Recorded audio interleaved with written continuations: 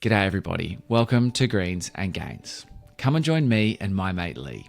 I'm a physio, 3-part wizard and golf addict. And Lee is a PGA pro, a rugby league degenerate and an absolute freak on the golf course.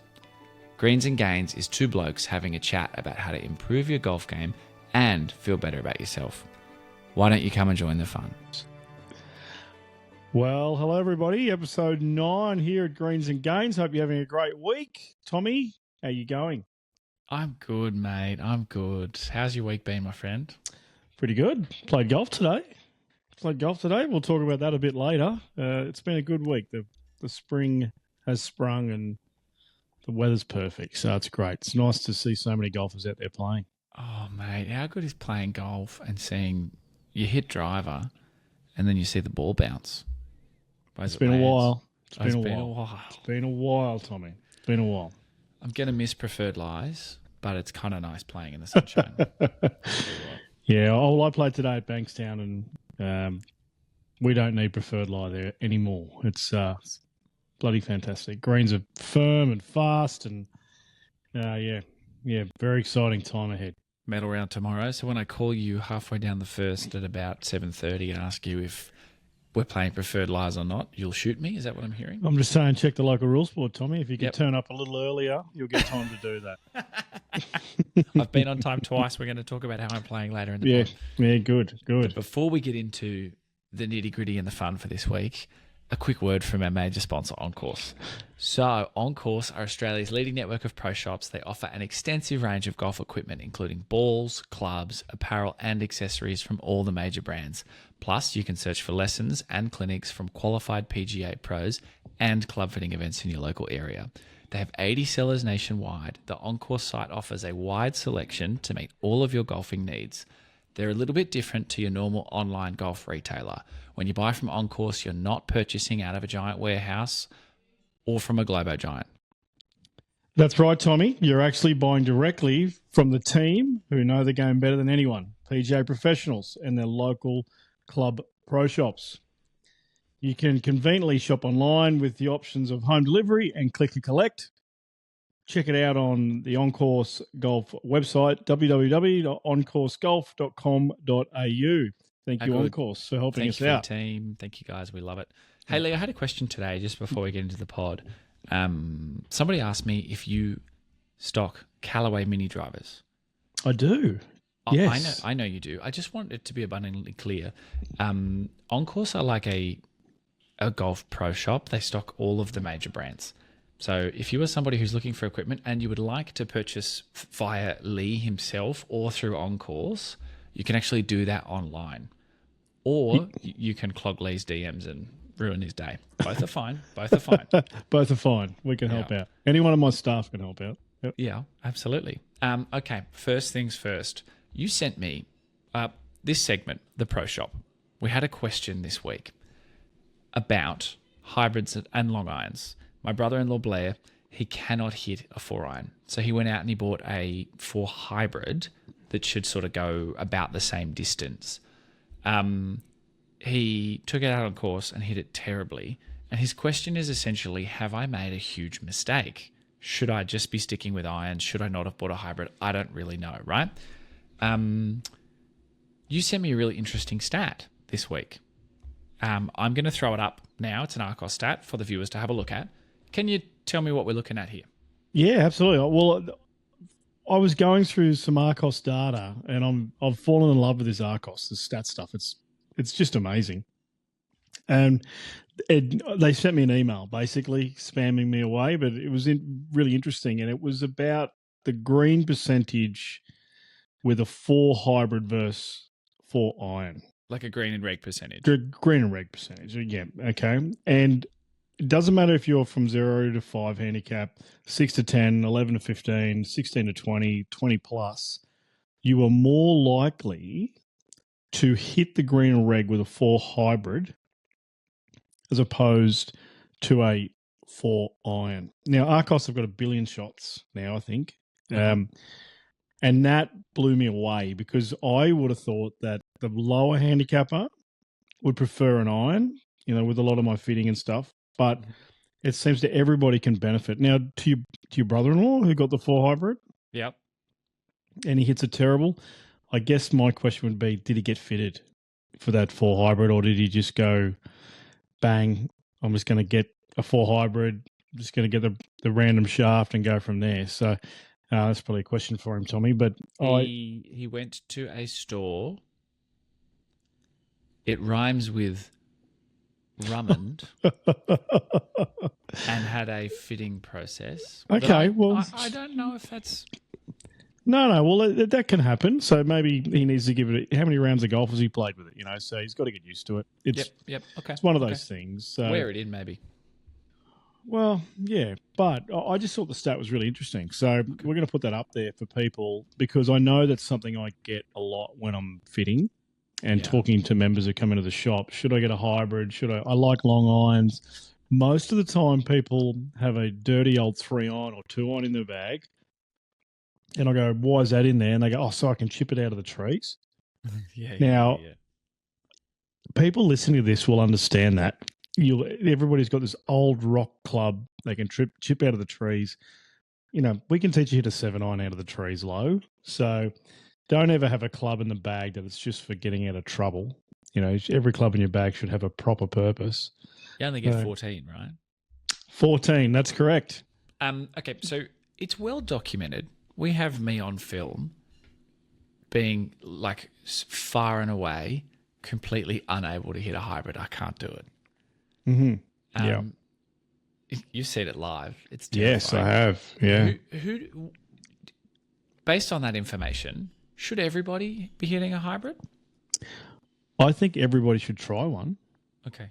Yeah. I don't think you should discount it unless you have a go at it. Okay.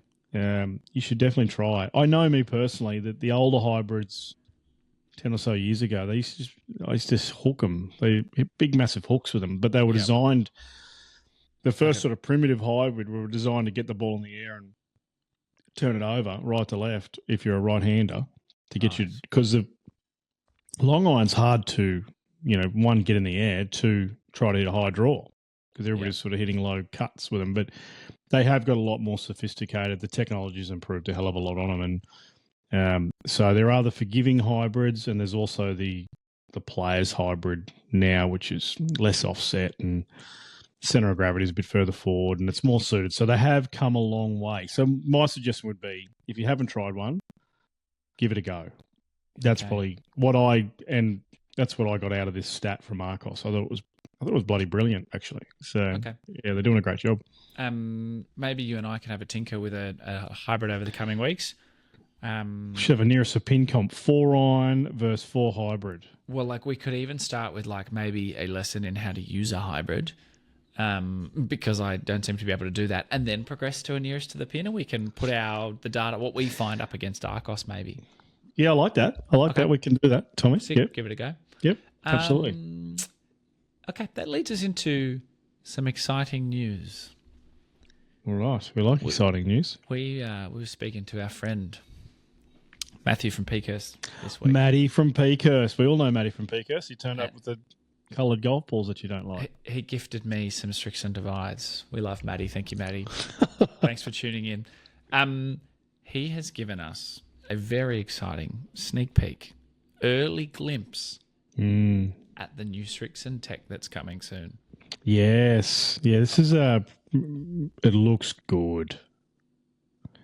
They make a great iron. It's the new iron and the new metals. So I'm not going to say what they're called. No. Hideki may have used the driver and the FedEx. And we've seen glimpses. Yeah. And I'm excited. I'm excited to see how they perform. They're coming. Yeah, very, very exciting. Great brand. Underrated, Strixon. They've always made really, really good irons. Their metals have been good. Very underrated brand in the hardware space. For those who use it, love it. If those who haven't tried it should. Keep your eyes peeled. So man. It's pretty good stuff. Pretty good stuff. So I'm excited to see it perform with you swinging the anvil. Hammering away, hey? Yeah. Okay, so watch this space. That's coming shortly. That'll be out in the next couple of weeks, hopefully. So keep your eyes peeled on the YouTube. That's not far away. We're super excited. The YouTube's good, Tommy. I think more people need to get on it and watch. Get over there. There's plenty of good stuff. Plenty of good stuff. Yes, absolutely. And now if there are products or things you'd like to see on the YouTube, or you have feedback, please let us know. We are open to ideas, and we are enjoying putting some content out. There will be some golf being played that is going to be filmed and go up there as well. We'll tell you more about that later. That is exciting. That is exciting. This week I saw something online, my friend. Oh. Surfing Mike again. Weir. Yeah, lo and behold, Tom was online again. Who would have thought? Yeah, who would have thought, kids? Yep. Now, doom scrolling away, and I saw the President's Cup team announcements. Now, did Adam Scott get picked, even though he can't putt? It's strange that a man who can't putt was picked, and I believe he wasn't even a captain's pick. He was just in on form. I promise that's the last time I say it. I don't believe you for a second. Nah. That's okay. Nah. Scotty, we love you. We got your back. Mike Weir is the international captain. He's also a Canadian. And interestingly, he made a bold, radical choice. And he left out, perhaps as a knee-jerk reaction to how the Americans picked their Ryder Cup team, two Canadians, Nick Taylor and Adam Hadwin. They were left out, right? Yeah. And Mike Weir was in tears talking about leaving them out.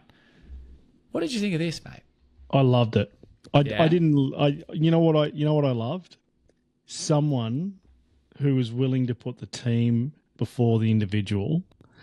And I think we've seen in the past on a certain Netflix documentary, someone putting friends in the team over form in another team format. So Mike Weir, bravo. That would have been the hardest phone call to make to both of his countrymen who he loves clearly. And to be so emotional and raw about it, you know what? How good's that? That's what it means to team events. Yeah, it matters. So, and Mike Weir, good on you, mate. Like, I know that mustn't have been easy. I hope the team goes on and beats the Americans. I know that's going to be difficult. It always is. But to do that, that's team first. That's team first. Team first always.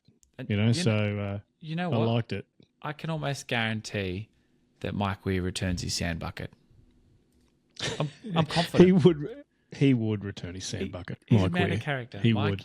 You ever want to listen to the podcast? You're welcome. We'd love you. We'd love to have you. I'm sure.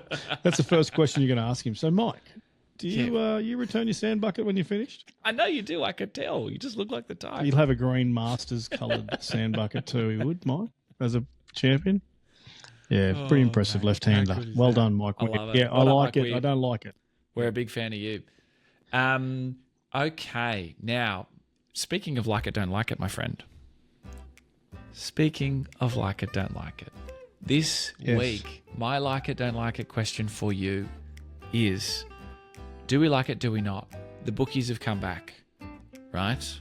We went away, we said, hey guys, here's the format for the Benchmark Cup. And they've come back and announced that I have come in as the hot favourite to win. You're the red hot favourite to win. Now, well, that's okay. That's okay. For those wondering what the Benchmark Cup might be, Lee and I are going to play a match at our home course, or my home course, the course where Lee is a pro at, Bankstown Golf Club. We're going to be playing from the black tees. We're going to play 9 holes. We're going to play the old front 9 or the new back 9. Back tees, handicap match play. It's on. Dinner is on the line. Steak dinner.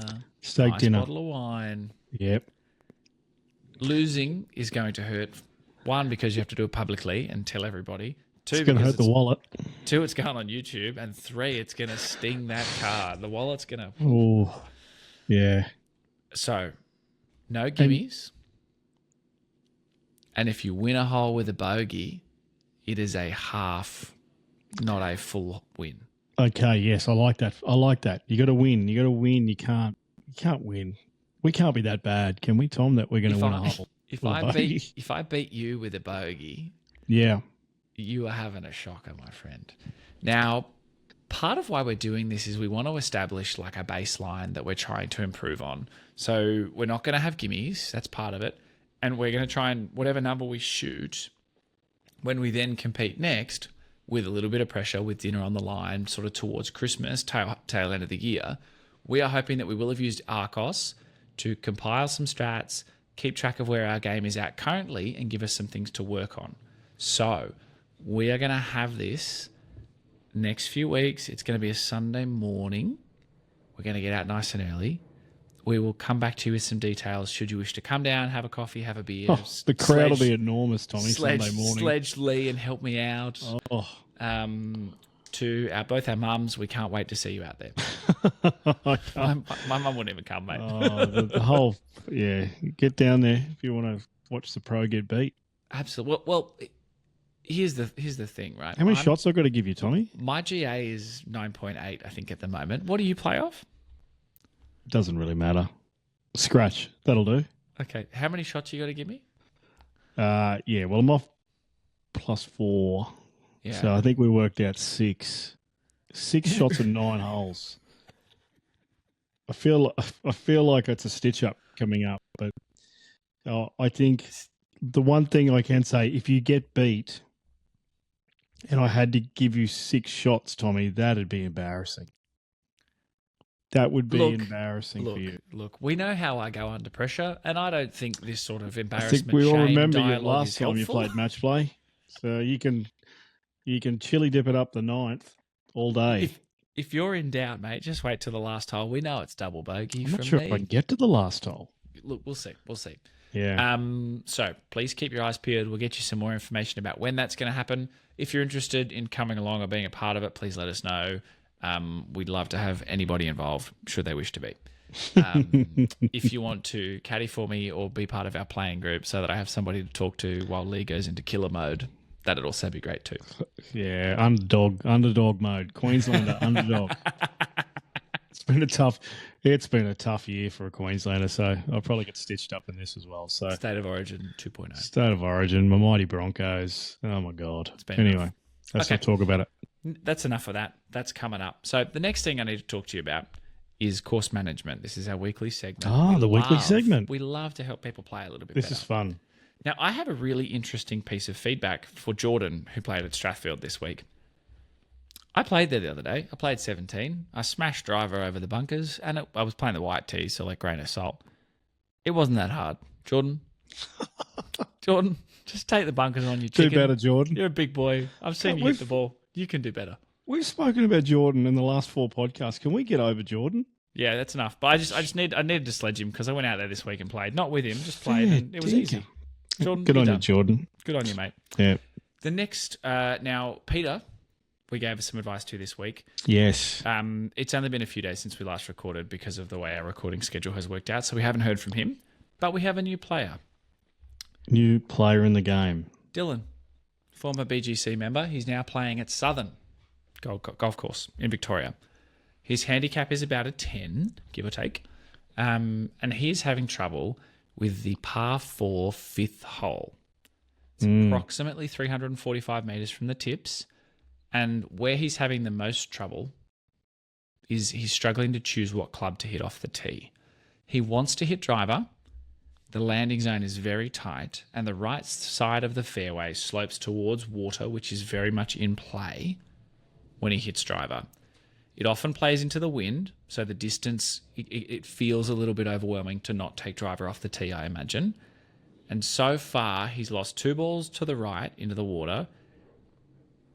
Not ideal, right? No. Then I suppose the most telling stat, perhaps, is he's yet to hit a green in reg when teeing off with an iron. Right, because he's obviously got too far in. Perhaps. Yeah. Now, based on how previous conversations have gone, my brain immediately goes to, if I was Lee, what would I say? And I think what you're going to say is, just don't make double. 5 is fine with a shot. What's he playing off? Sorry, 10. this gentleman. 10, and he has a 10, shot here. and he gets a shot. Yeah. Okay. Yep. So, what if your deal here? What do you do? How do we help? Well, you got to Dylan? take that. You've got to not make double. Okay. So you got to take the hazards out of play. Yeah. And obviously he's hitting the water on the right, and there's bunkers up the left. Correct. Yes. Yes, on this hole. Aim at the bunkers up the left. I'm assuming he has a little fade. Yes. Well, sorry. One key piece of information is Yeah. I left out is he hits a draw with his irons and he's playing a little fade off the tee with the 3-wood and with the driver for a bit more control. Righto. So It's moving nice the to ball know left that to right. 10 marker can have that control. That's good.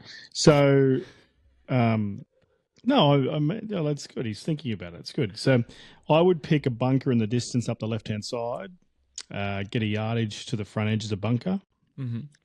and I would aim at the bunker with the yardage where I know my ball would probably not roll out to with the driver or 3-wood. Yep. And basically aim up the left edge of that fairway and trust that little fade of yours to come back. And let it fall right. Back into the fairway. Don't be aggressive at your line. Yep. And if like this hole is into the wind, it's 340 metres, so you don't want to be hitting, I don't know what he's hitting in, probably 150, 160, so he's struggling with that. Try the driver, try the 3-wood, hit it up the left into the fat area of that fairway, which I can see. Maybe next time you have a practice round out there, figure out where the widest part of the fairway is closest to the bunkers and get a yardage for that. I like that. Step it out. Step it out. So when you have your practice round, really narrow down where the widest part of that fairway is, where you're comfortable hitting an iron in from whatever distance that may be. Yeah. And pick the club that's going to get you to that number. So golf is just a game of chess, really. Yeah. So we've spoken about this a lot, but divide cut the hole in half, figure out where you can hit it, and then go from there. And I think that's probably the best way to go. Take that water out of play. If you want to become a 10 marker that gets to a 7 marker, it's not about having more birdies. It's about having less doubles. And I see that. Got it. Now, I see that a lot with people. They try to make birdie, and in trying to make birdie, they have a double. So sometimes just think it out a little bit. Go to the wide part of the fairway, make a par, make a bogey, 5 or 2, and get on with it. Get out of there. Take Good your 2 hole points. though. Good hole though. That I have played that hole. Great hole. Now, one of the questions I have, I suppose, is when he sent me through a screenshot where he's hit a good drive, it's in play, and it's 253 sort of thing in the fairway, and he's only got 83 meters in, right? So I suppose as a fellow 10 marker or thereabouts, I understand the temptation, right? Because like where his ball has landed, I'll throw this in the on screen for you guys as well. Where his ball has landed is so narrow, right? But 83 meters in, just You can't be missing the green from 83. totally. But Yep. there's so much risk off the tee with.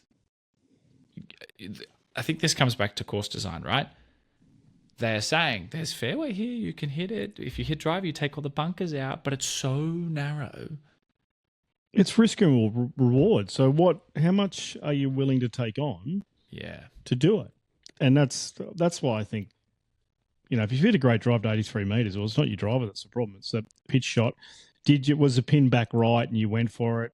Oh, no, sorry. So this is a time he played it well and he made a great par. Ah, yes. But, okay. but I suppose sometimes maybe our memories need to be slightly longer, and we need to not think about the time we played it best most recently, and maybe think about all the bad decisions we made and the doubles we made as well. Yeah. Absolutely. Those fairway bunkers on the left, if you were to roll into them, they're not that bad. You can pitch something out because I'm assuming you're going to have about 100 metres in, so you're only hitting a wedge or a 9-iron out of those bunkers. Yeah, okay. So, and you can get that down in front of the green, chip it on, have 2 putts, take a 5. Yeah, or maybe get up and down for 4. Yeah, correct. So sometimes being in a fairway bunker, as long as it's not a pot bunker, is not so bad. One, you can find it. It's not in the water. You don't have to take a drop. Not hitting So 3, it's not so bad. So I think the left edge of that fairway, hug it as much as you can. If the ball rolls into it, you've got a lofted club. You can come out. You can lay up. You can make a judgment call then. You get on with it. You don't want to be over to the right. Just don't be wet, Ever. right? Okay, awesome. Yeah. Great. Good advice. Thanks for sending that in, though. Deal. I look forward to hearing how that goes. Thanks so much for reaching out. We'd love for you to get out there, play it, come back to us. Voice notes are great. Videos are great. Or play the whole and just let us know how you went. We'd love that. Yeah, great stuff. Thanks for writing in.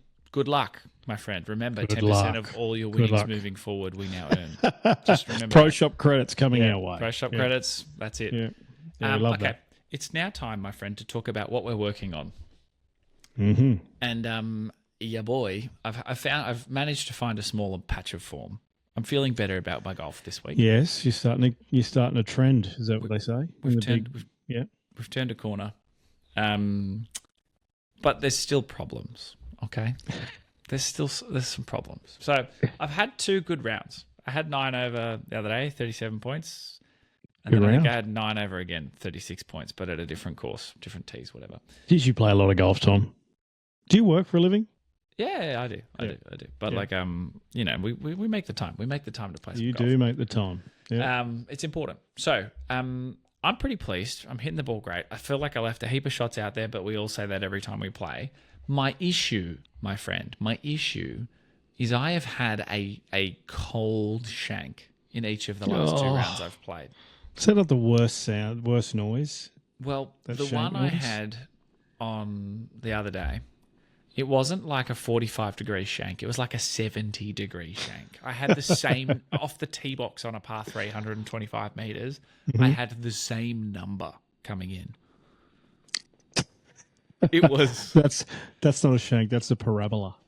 Yeah, mate, it was just... Continuous curve. Oh. So Now, I'm assuming you've got a theory why you're hitting the shank.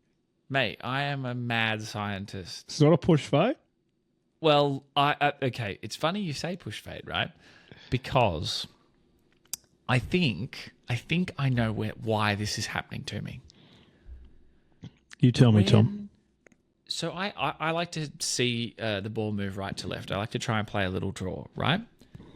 When this pin was tucked in on the right edge, maybe, I don't know, 4 or 5 paces on, and when I see that visually, it doesn't feel like I can hit my little draw and aim at the pin, because should I push it or hit a straight one, you know, Or shank it. or we're not even before the possibility of a shank even crosses my mind. Yeah. But should I aim at that right pin and not quite get it right? Do I short side myself?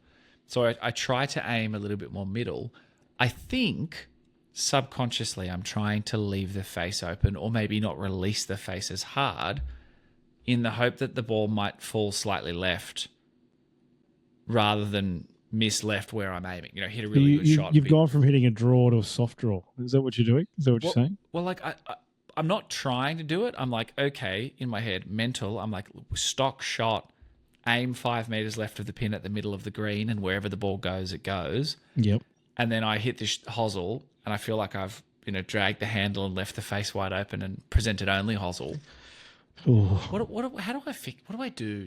How do I be more okay with just hitting at the middle of the green and let my hands and my brain turn off? Be aggressive to your target. So if you can't fire at every pin, but you can be aggressive at points on the green that you want to get the ball to. So it's back to this game of chess. If there's a pin where you don't like and it sounds like it's front right, hit the ball in the middle of the green. You might have a 15-footer. Yeah? Yeah. Okay. So why are you trying to, if you're struggling with the front right, don't go with the front right pin. Yeah, okay. A couple of key things here. One, Yeah. that's so logical and makes sense, so shut up. Two, Yeah. I just, you know, when you hit the perfect shot and it's completed, right? Like the sound's right, the ball's compressed, the flight's good. I think a part of me wants that to end up a foot from the hole, not 15 feet from the hole. But it's 15 feet from your target. Yeah, or it's 1 foot from your target. 1 15 foot feet from your the hole. target, sorry. Yeah, so... Yeah, that's actually a good way of thinking about it. You know what I mean? It's a target. You're aiming at a target. You don't have to go flag hunting all the time. Yeah, and like You are I not suppose Scotty it can be, Scheffler. it can be task completed successfully, even if it's not right next to the pin. That's a good way of thinking about it. Yeah, be aggressive to a target. So you might go, the pin's on 4 from the right. Mm.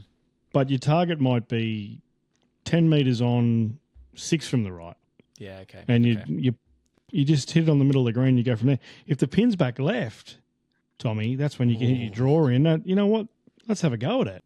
Yeah, okay. But if it's front right, that's no go. That's quite a helpful way to frame that, I think. Yeah. Somebody said to me the other day, in regards to like short game, I think they were short-sighted and they said to themselves as they were hitting a chip, let the putter be the hero here. Oh, I like that. And I was like, oh, that's cool. Yes. You know, like put it on the green, make the 15-footer or the 20-footer or whatever. This ball doesn't have to be to 6 inches from short-sighted out of the rough. I played with a gentleman today at Bankstown. Yeah. The 4th hole, the old 13. Yeah. And he stood up there and hit 9-iron. Now, he was never going to get to the green. And I said to him, what's going on there? He goes, I know when I hit the 9-iron, it's not going to reach the bunker on the left. And that bunker is just doomed. And it's dead. Yeah. So he laid up on a par 3. What does he play off? I think he was off 15. That's awesome. So he laid up on a par 3, chipped it on 2-putt, went to the next. Yeah. So not bad. I didn't mind that. The layup Lee fans are going to eat that up, mate. Layup Lee, I love that. Yeah. Yeah, everybody tomorrow at Bankstown in the medal is going to be laying up on the 4th. No, they're not. Now, you mentioned earlier, that's enough about me and what I'm working on. The targeting thing, I'm going to give that a go tomorrow. I'll report back. We've got medal round tomorrow, so I'll let you know how that goes. If I don't have a shank, I'll buy you a beer. If I have more than one shank, I think you should buy everybody a beer if you have a shank. No, I can't afford that. Now, you played today, my friend. How'd you go? I did, yeah. So I'm starting to play on a Friday morning at Bankstown. Okay. Loved it. Yeah. Had a great day with the 3 gentlemen I played with today, and it was great. Teed off 7:15. Nice. So the course was good. The course is great. Yeah, so I used my new irons. So the 3 gentlemen I played with thought it was quite funny. I'm standing on the tee. Yeah. And I've got plastic still on my iron heads. Now, there's a thing I've got. I don't take the plastic off the clubs until I actually need to hit them when I get them new. Yeah. Which is just a me thing. So everybody thought that was quite weird. So, but my new set of irons, I no longer own a 3-iron. Oh, you've aged out. Yeah, well, I have a 2-iron, but I don't have a 3-iron because I've got an extra wedge. So if we remember back to the Arcos thing where I had 30 metres between the gap. The gap. So now I've got an extra wedge, and it filled the gap perfectly. Okay. I do have a quick question about the plastic. How many clubs still have the plastic on them? I think 3. What clubs didn't you hit? 6-iron. Yep. 9-iron. Yep. And there was one other, 8-iron. Yep. And that makes sense because it's the white course, so you probably played the front tees. Yeah, I played the white course today. Yep. Okay. Yeah, now, so I had a quick look at your scorecard. 5 birdies. You. What the hell is that? It was only the white course, as you said. Yeah. Thanks, Tom. You could have told everybody it was off the plates. 5. Yeah, I had a few birdies out there, but to be fair, the par 5s were a little shorter today, so okay. Don't get too excited. But, now, did you birdie all the par 5s? No. Okay. Did you bogey any of them? No. Okay. What was your you're playing off +4 today? Yes. So for those of us playing at home who've never considered what playing better than par would feel like, that means you've got to make 4 birdies to have. Yeah, I've got to make points. 4 birdies to have 2 pointers. So so the third hole today, the old 12th. How long are we going to say this for? But the third hole, I took driver over the corner at 110 into the green. I hit the worst wedge shot you've ever seen and made par. Just didn't get up and down. Where'd the wedge shot finish? Left of the green. Yeah, but it was just a shocker. It was a shocker. Okay. So the par 5s were a little shorter. Ironically, the 5th hole, the old 14th, I hit my drive in the right trees, and then I had to hit a little punch shot with my 2-iron, and I left in the right rough, and then I hit wedge to 6 foot. So I didn't actually hit the fairway. And played I it way made better. birdie. Okay. So, but anyway, yeah. So, and then birdied got one on the back nine. So yeah, it's course and great nick. So it was nice to use my new clubs.